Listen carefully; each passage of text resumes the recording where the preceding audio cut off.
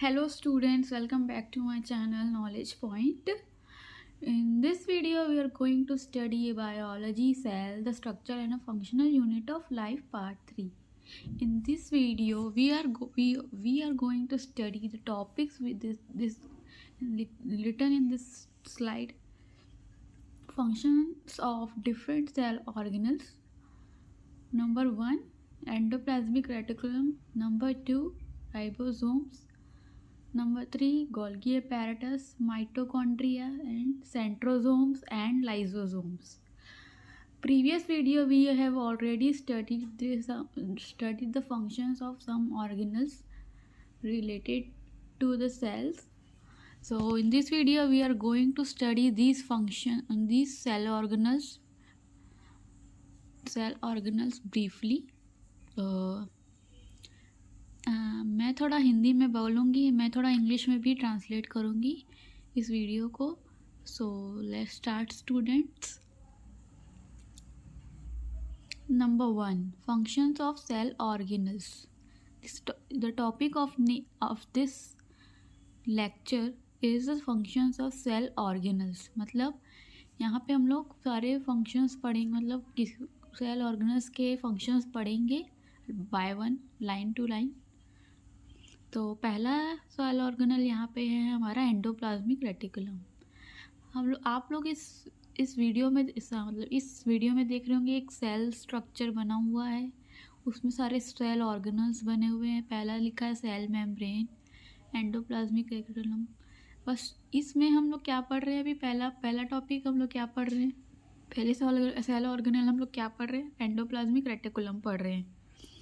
तो आपको इस वीडियो में आपको लेक्चर में आपको इस स्लाइड में आपको दिख रहा होगा एंडोप्लाज्मिक रेटिकुलम का एक स्ट्रक्चर दिख रहा होगा, डायग्राम और स्ट्रक्चर दिख रहा होगा. उसमें देखिए आप पूरे लेबल्ड स्ट्रक्चर दिख रहे होंगे.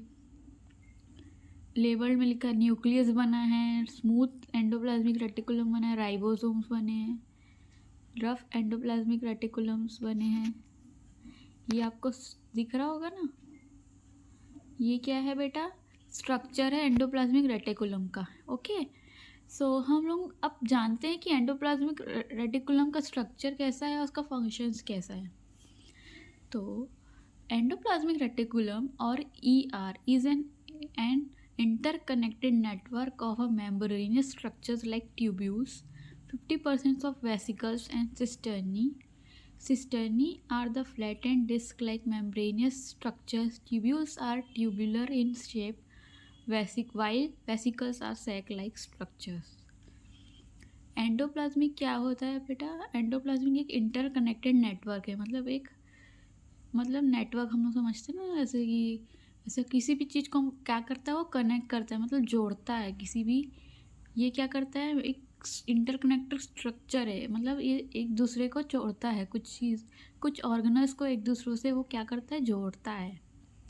उसमें से क्या आते हैं, ट्यूब्यूल्स आते हैं, वेसिकल्स आते हैं, सिस्टर्नी. ये एक मेम्ब्रेनियस स्ट्रक्चर से कनेक्टेड है. क्या क्या है, vesicles, tubules and cisternae. Cisternae क्या है, यहाँ पे देखिए उस पर स्मॉल स्ट्रक्चर से सिस्टर्नी, मतलब ये आपको दिख रहे होंगे, ग्रूव्स लाइक देख रहे होंगे आपको स्ट्रक्चर सिस्टर्नी. ये सब क्या है, एक स्ट्रक्चर मेम्ब्रेन बनाते हैं और किसी भी दो ऑर्गेनल्स को कनेक्ट करते हैं. जिसमें देखिए किससे, न्यूक्लियस को राइबोसोम से कनेक्ट कर रहा है, ये है ना.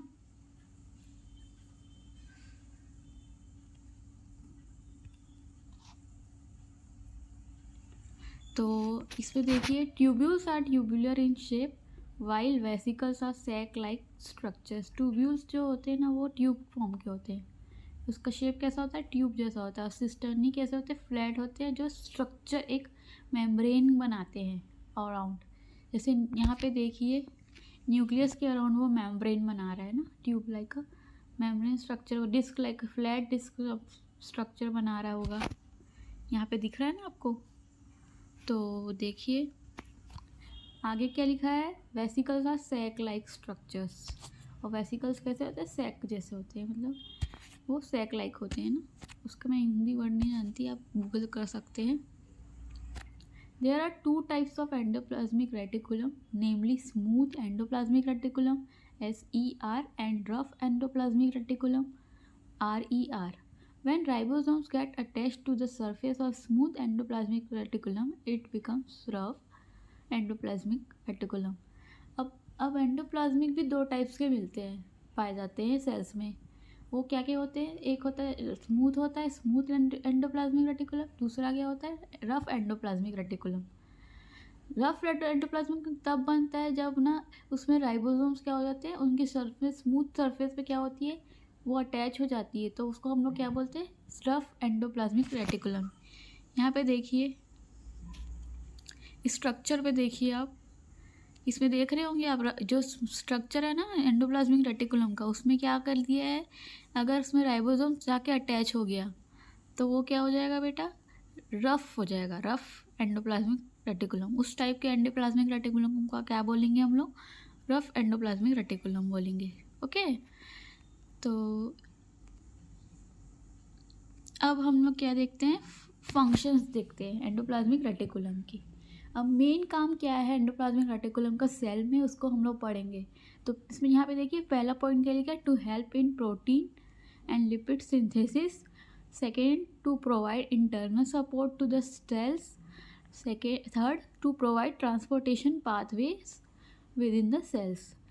पहला पॉइंट पे क्या दिया है बेटा? वो ना प्रोटीन सिंथेसिस करता है. हम लोग के जैसे हम लोग हमारी बॉडी में बहुत सारे प्रोटीन्स होते हैं, तो वो कैसे बनते हैं उसको वो उसमें हेल्प करता है. लिपिड, जितने भी लिपिड्स और प्रोटीन्स होते हैं ना, उसको ये सिंथेसाइज करने में काम आता है. अब दूसरा पॉइंट में क्या लिखा है? Internal support. ये क्या करता है? और सेल्स को क्या करता है? इंटरनल सपोर्ट्स देता है. मतलब कुछ उसको क्या करता है? सपोर्टिव, मतलब अंदर से वो क्या करता है? उसको सपोर्ट करता है, सेल को सपोर्ट प्रोवाइड करता है. थर्ड में क्या लिखा? Transportation pathway. ये क्या करता है? सेल से कुछ भी चीज़ ट्रांसपोर्ट करना है ना, तो उसको वो रास्ता बना देता है कि ताकि वो कुछ भी सब्सटेंस या कुछ भी हो, वेस्ट प्रोडक्ट, वो ट्रांसपोर्ट कर सके. ओके, सेकेंड दूसरा पढ़ते हैं हम लोग. अब पढ़ते हैं हम लोग राइबोसोम. राइबोसोम्स क्या होती है? देखिए यहाँ पे आपको स्ट्रक्चर दिख रहा होगा राइबोसोम्स का. उसमें देखिए क्या क्या उसके जो लेबल्ड स्ट्रक्चर दिख रहा होगा, उसमें क्या क्या बना है देखिए. राइबोसोम लार्ज सब unit, amino acids, tRNA, mRNA. Ribosome small सब यूनिट्स. पहले हम लोग जान लेते हैं कि राइबोसोम्स रहते क्या है, होते क्या है, उनका काम क्या है. तो देखते हैं students. Ribosomes are the small granular structures that help in the protein synthesis. Hence, they are also known as the protein factories of the cell. Ribosomes main क्या है? ग्रैन्यूल, मतलब छोटे छोटे पाए जाते हैं स्ट्रक्चर. जैसे मैंने बताया था अभी कि एंडोप्लाज्म में वो क्या हो जाते हैं? अटैच हो जाते हैं राइबोसोम्स. वो बहुत ही छोटे होते हैं.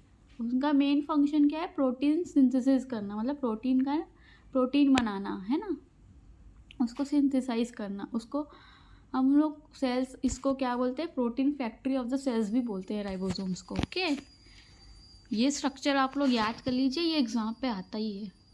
इसमें आपको वो ऐसे आपको बोर्ड एग्ज़ाम्स में ना एक आता है क्वेश्चन कि एक पिक्चर बन जाएगा, उसमें एक पिक्चर रहेगा राइबोसोम्स का, उसको आपको लेबल करना पड़ेगा. उसको आपको ये सब लेबलिंग उसको आपको लेबलिंग करना पड़ेगा. ये आपको याद करना पड़ेगा बेटा.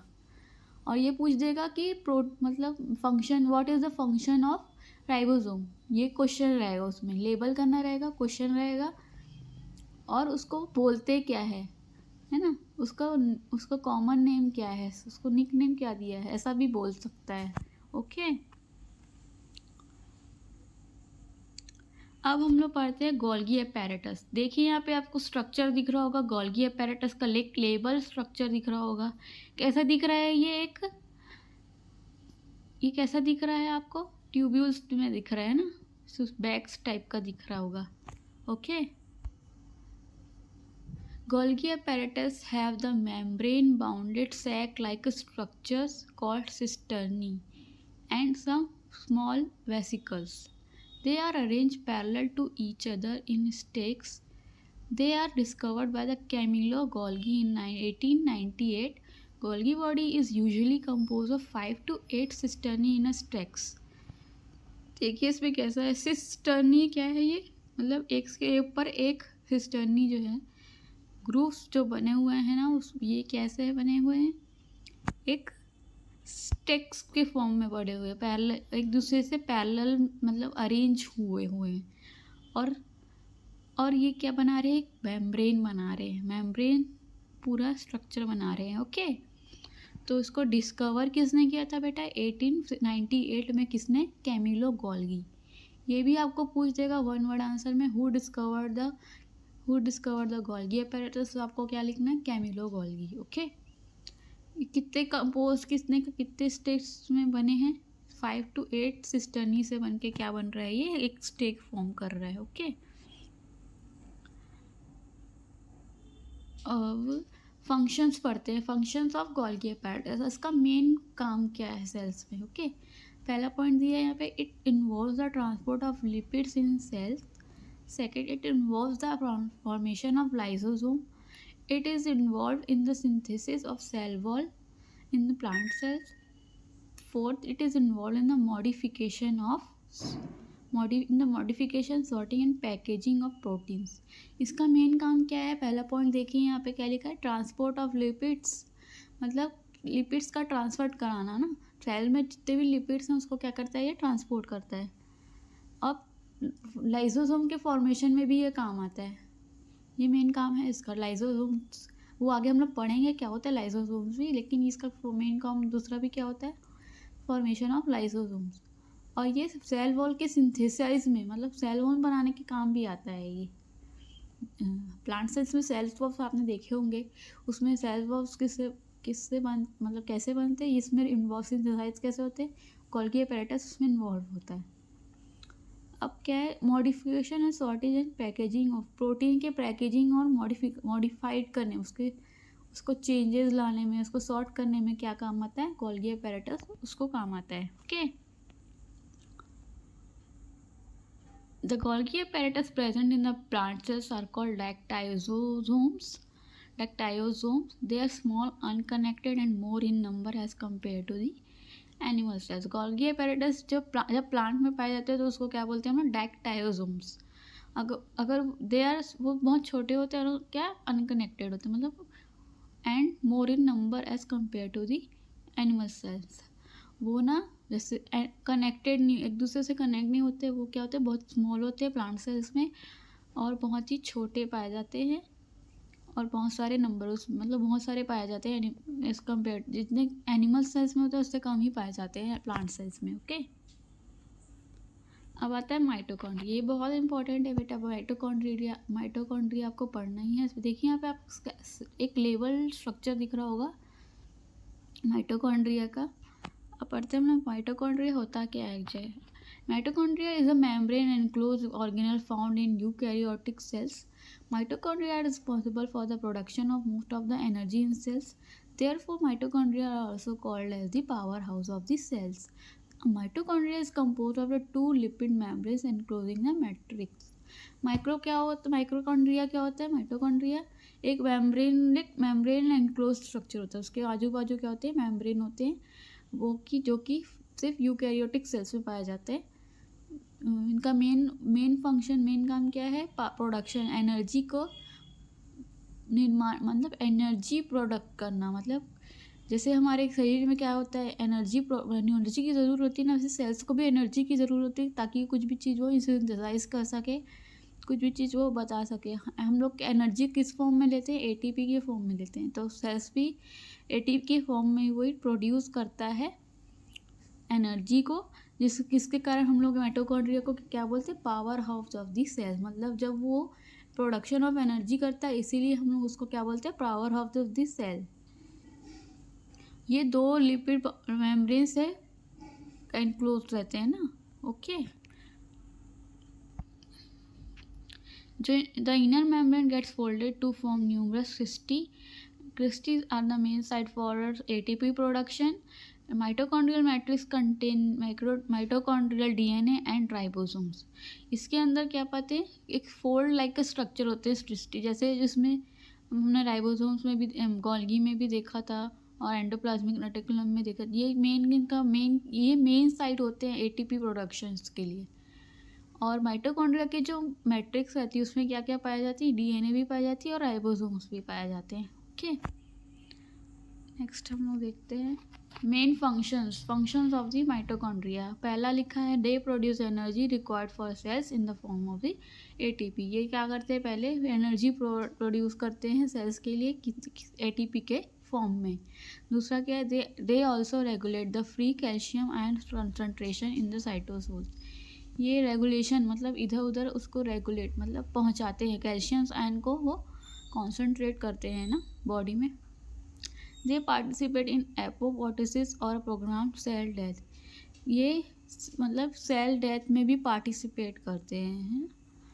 सेल डेथ मतलब सेल का मर जाना। सेल क्या होता है, वे एक टाइम के बाद जो सेल होती है वो मर जाती है, तो उस मेन कारण क्या होता है, इस पर डिपेंड करता है माइटोकॉन्ड्रिया पे, कितना एनर्जी वो फॉर्म कर रहा है, कितना एनर्जी वो प्रोड्यूस कर रहा है, कितना एनर्जी वो ले रहा है। ऐसा ये उसकी डेथ कैसे माइटोकॉन्ड्रिया पे डिपेंड करती है।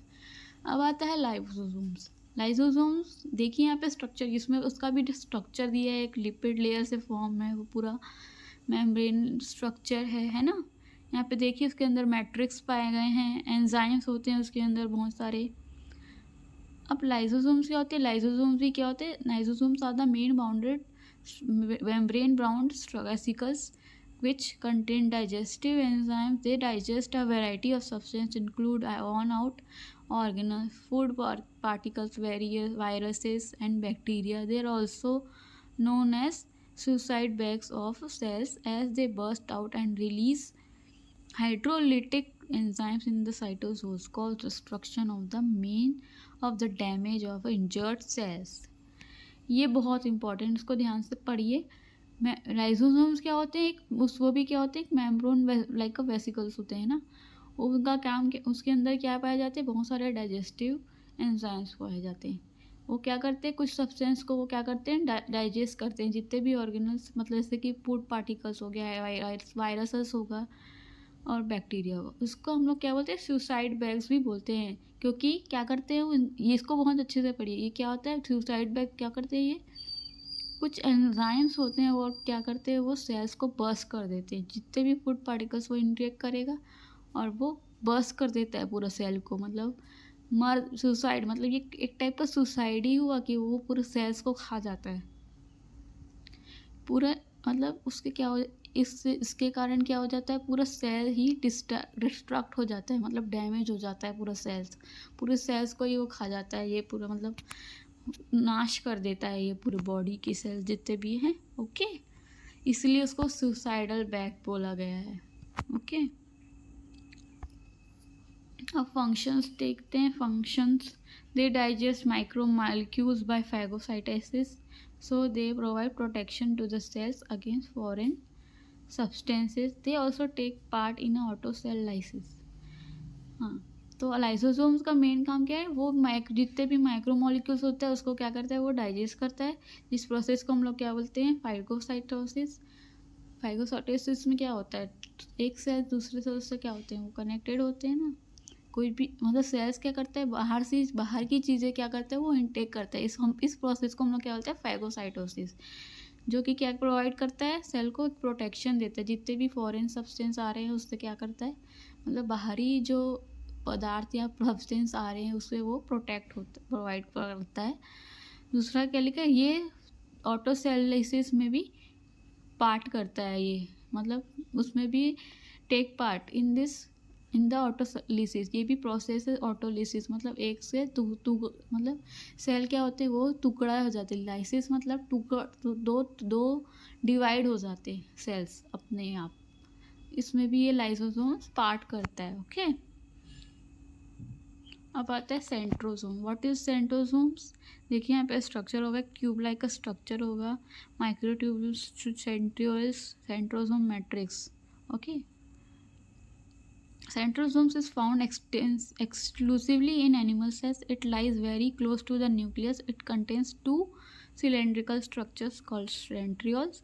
Both centrioles in a centrosome lie perpendicular to each other. Centrioles have a cartwheel like a organism. The centrioles has a role in a cell division. ये बहुत ही मेन स्ट्रक्चर है animal cell में. ये जो structure है सिर्फ animal cells में ही पाया जाता है. ओके और ये सेल मतलब न्यूक्लियस के बाजू में ही होता है. ये जो सेल ऑर्गेनल है ना, ये न्यूक्लियस के मतलब उसके बहुत करीब ही पाया जाता है. जो कि इसमें क्या होते हैं, इसमें पूरा क्या होते हैं, सिलेंड्रिकल लाइक स्ट्रक्चर होते हैं, जिसमें दो सिलेंड्रिकल लाइक स्ट्रक्चर्स होते हैं. उसको हम लोग क्या बोलते हैं, सेंट्रियोल्स बोलते हैं. जो दोनों सेंट्रियोल्स क्या होते हैं, एक दूसरे परपेंडिकुलर होते हैं एक दूसरे के. ओके ये क्या बनाते हैं, cartwheel like organism. They have a centrioles have a cartwheel like organisation. ये क्या बनाते हैं, कार्टविल बनाते हैं. ठीक है, ये इनका मेन रोल, सेंट्रियोल्स का मेन रोल क्या है, सेल डिवीजन करना. मतलब सेल मतलब बोलते हैं ना सेल डिवीजन, ये प्रोसेस होता है. मतलब सेल क्या होता है, टूट जाता है, दो भाग में हो जाता है. मतलब सेल जो होता है एक सेल से वो क्या होता है तो डिवाइड होकर दूसरे सेल्स बन जाते हैं. इसको हम ये क्या करते हैं, सेंट्रियोल्स उसमें पार्टिसिपेट करते हैं. ओके सो इस वीडियो बस इतना ही था. आगे हम लोग इसको और पढ़ने वाले हैं और आगे और आएंगे बाकी सेल ऑर्गेनल्स को हम लोग पढ़ेंगे. तो thank you for watching guys. Video अगर आपको अच्छा लगा होगा तो लाइक कर दो. और आपको फर्दर मतलब आगे वीडियोस और पढ़ने के मतलब और लेक्चर्स देखने के लिए आपको उस चैनल को सब्सक्राइब करना होगा, नॉलेज पॉइंट को. अगर आपको नोट्स चाहिए तो आप बेटा डिस्क्रिप्शन बॉक्स में देख लीजिए, कॉल कर लीजिए, नंबर दिया होगा. और हमारे इंस्टाग्राम और फर्दर नोटिफिकेशंस के लिए आप लोग हम लोग को हमारे चैनल को फॉलो भी कर सकते हैं, इंस्टाग्राम पेज को फॉलो भी कर सकते हैं नॉलेज पॉइंट ट्यूटोरियल्स में जाके. सो बेल आइकन को भी आप दबा सकते हैं नोटिफिकेशंस के लिए, फर्दर नोटिफिकेशन के लिए. तो thank you for watching guys.